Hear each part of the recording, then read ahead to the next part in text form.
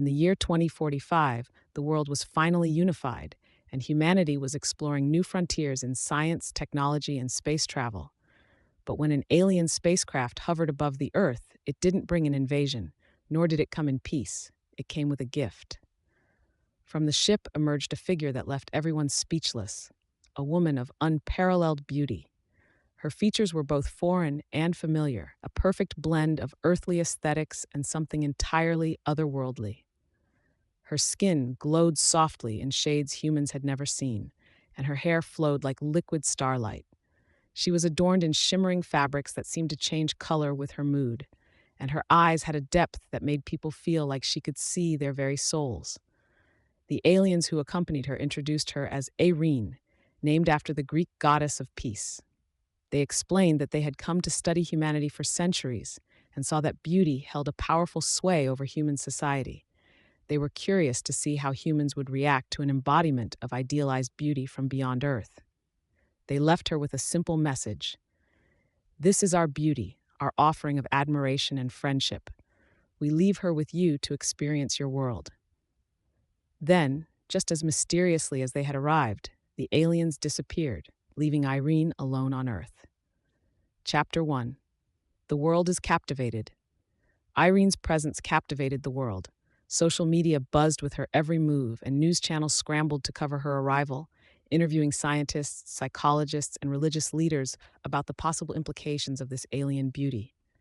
She quickly became a global sensation, with people from all walks of life drawn to her, almost as if under a spell. At first, she remained silent, allowing people to observe her and interpret her as they wished. Her silence was alluring, and many started projecting their ideals and desires onto her.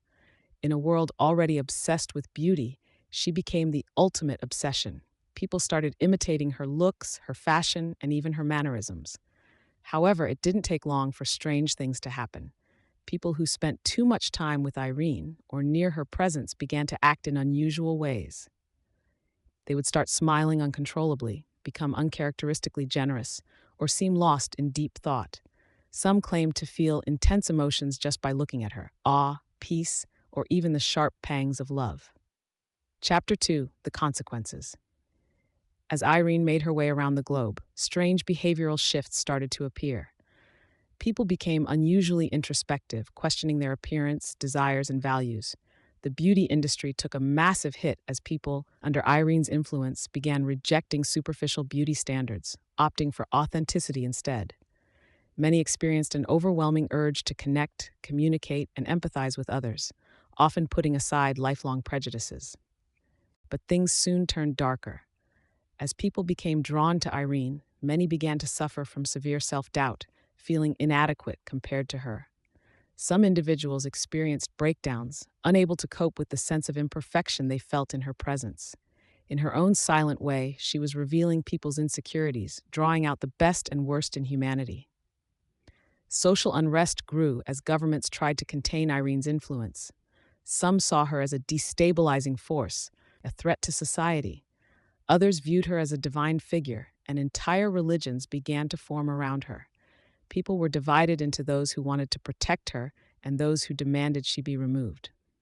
Chapter 3. The Truth Revealed. Scientists eventually managed to persuade Irene to undergo a series of tests. To their surprise, they discovered that she emitted a faint, unusual energy signature, one that subtly interacted with the brain's chemistry. This energy affected neurotransmitters associated with love, awe, and trust. Essentially, Irene's beauty wasn't just physical, it was a form of emotional manipulation, an aura that made people feel a heightened state of connection. Her beauty was a type of frequency that resonated with the parts of the human mind that respond to empathy, introspection, and love. The aliens hadn't just sent her as an ambassador, they had sent her as a mirror to reflect humanity's deepest feelings back to themselves. Realizing this, the scientists and world leaders faced an impossible decision. Irene was both a gift and a curse, a revelation and a danger. To remove her would mean halting a social revolution that she had inadvertently begun, a movement toward authenticity and empathy. But to let her stay might drive some people to madness or worse. Chapter 4. Irene's Choice. As debates grew heated and protests erupted worldwide, Irene finally spoke. Standing in front of a global audience, she addressed humanity for the first time. Her voice was soft but powerful, carrying a sense of kindness and wisdom that calmed the frenzied crowd.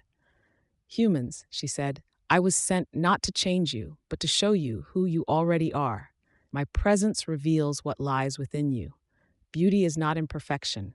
It is in your growth, your understanding, your willingness to be vulnerable. What you see in me is a reflection of what you can become.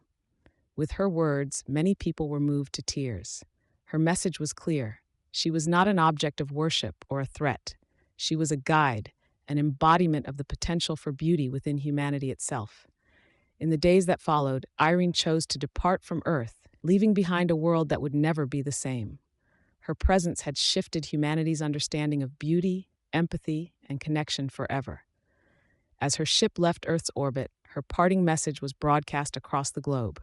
Embrace each other, find beauty in one another, for within each of you lies the power to change your world.